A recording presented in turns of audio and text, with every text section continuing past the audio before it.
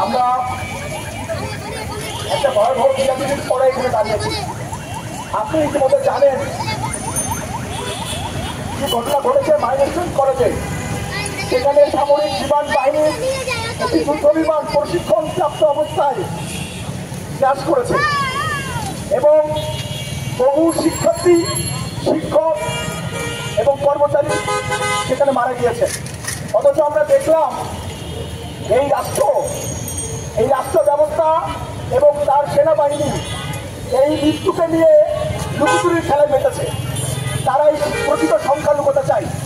আমরা বারবার বলতে চাই, আপনারা এই যে মৃত্যুর ঘটনা ঘটেছে সেই মৃত্যুর প্রপার সংখ্যা আপনারা প্রকাশ করুন। কিসের এত ভয়? আমরা এই লাশের রাজনীতি দেখেছি আরো অনেক আগে।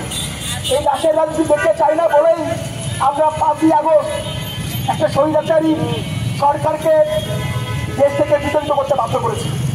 অথচ সেই একই রাজনীতির বহিঃপ্রকাশ আমরা দেখতে পাচ্ছি।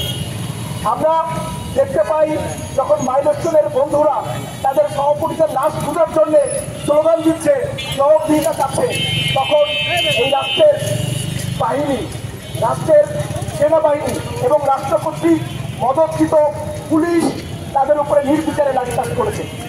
বন্ধুরা,